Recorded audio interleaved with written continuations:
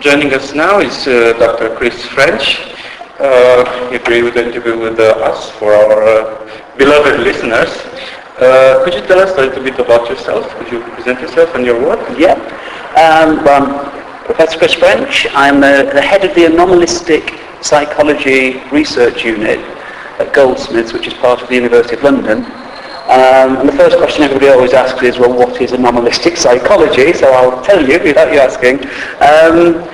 Basically, anomalistic psychology mainly focuses on trying to come up with non-paranormal explanations for ostensibly paranormal experiences. So this might be anything from people who think they've been abducted by aliens, to near-death experiences, precognitive dreams, telepathy, etc., etc. And the basic approach is skeptical. I mean, we have a working hypothesis that paranormal forces don't exist. Mm-hmm. So the challenge is, well, how can you explain these experiences then? But we're not kind of dogmatically skeptical, and we do actually put quite a lot of time into directly testing paranormal claims as well.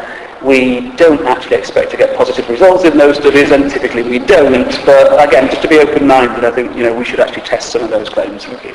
I saw in your presentation you tested at some point Dowsing. Could you tell us what is Dowsing and why double-blind studies are important?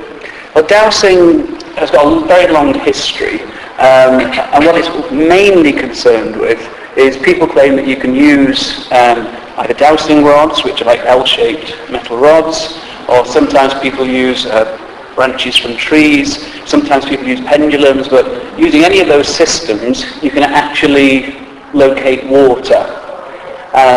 People also claim that you can kind of locate mineral deposits, gold, all kinds of other things. And it's one of those ideas which on the surface, you think, well, it might have some plausibility. Maybe there's some kind of field that's being picked up, and if these rods some way can enhance the sensitivity. So, and lots of dowsers, do insist that this is a technique that works, and they have lots of clients who are convinced that it works. The problem is that when you try and test the claim under properly controlled conditions, i.e. double-blind conditions, then the evidence just kind of crumbles. It doesn't appear that dowsers can actually do what they think they can do. Mm-hmm. So that's one side of the story. The other side is, well, in that case, how can we account for the fact that it does seem to work? I don't know if you've ever played around with dowsing rods yourself, but quite a lot of people report that when, for example, one of the things that we did was just to actually get members of the public to just try dowsing rods for themselves. So we'd have, say, a bottle of water like this, we'd give them the rods, and we'd tell them the rods are supposed to cross over the water, and as they put the rods over, they would indeed cross for about half the people. And now, it looks very compelling, and it feels very compelling to many people, but what studies have shown is that, in fact, it's non-conscious muscular movement. The people are actually moving the rods, it doesn't feel as if they are. And it's something called the idiomotor effect. So we're interested in the kind of psychology of why people think it works, as well as the direct testing of, well, is it possible that it just might work? Mm-hmm.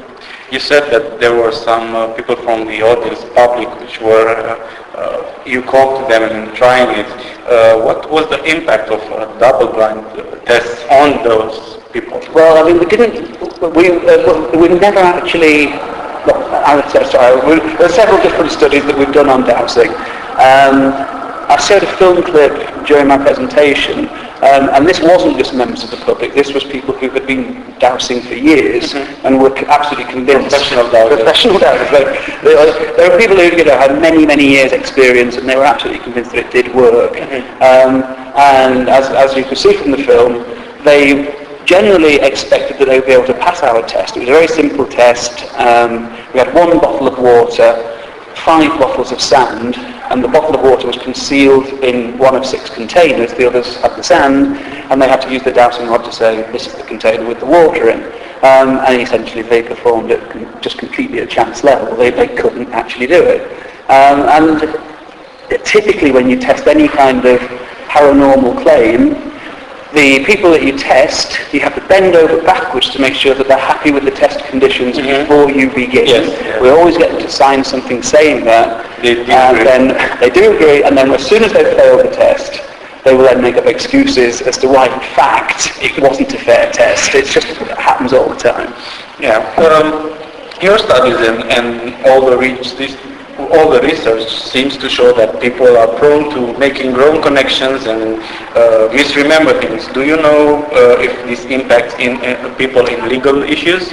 Oh, absolutely. There's there's a vast amount of evidence looking at the role of eyewitness testimony, how reliable it is, because of course in those cases people can end up going to prison on the basis of eyewitness evidence. And the legal system, certainly in the UK and pretty much around the world, gives great weight to eyewitness testimony, and there's a general failure to appreciate how unreliable it can actually be. I'll just give you one true story that illustrates it, kind of the weird ways in which memory can work. As I say, this is a true story of a psychologist in Australia who was actually doing work on the unreliability of police lineups, and he was driving along and got stopped by the police. He assumed that it was just harassment because the police didn't like him because of his views. Then things got very serious. He actually found himself in a lineup. A woman had been raped. She came in, she went down the line and she pointed to him, the psychologist, and said, he's the guy that did it.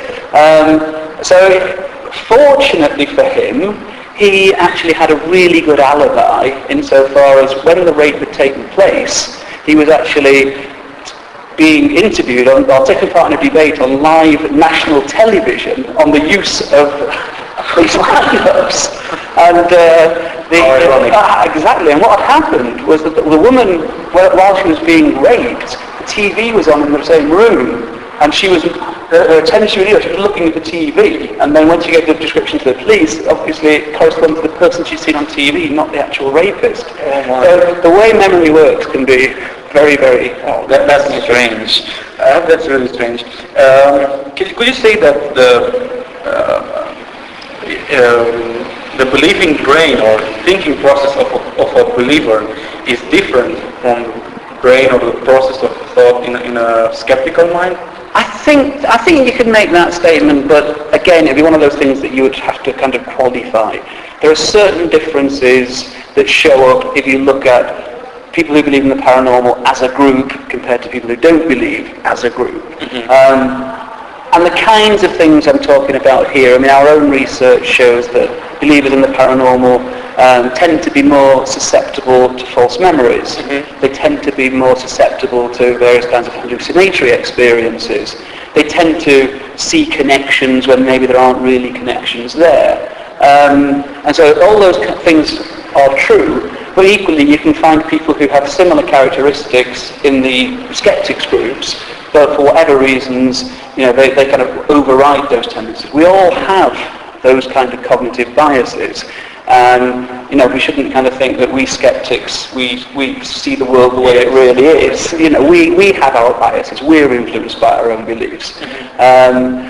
And so there's a whole load of other factors that come in. But I think as a general statement, yes, there are definitely differences in the kind of psychological profiles. I see.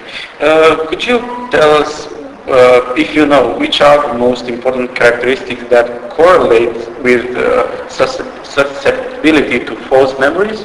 There have been a number of studies now that have used various different techniques to look at susceptibility to false memories, and also looked at what psychological characteristics might correlate with that susceptibility.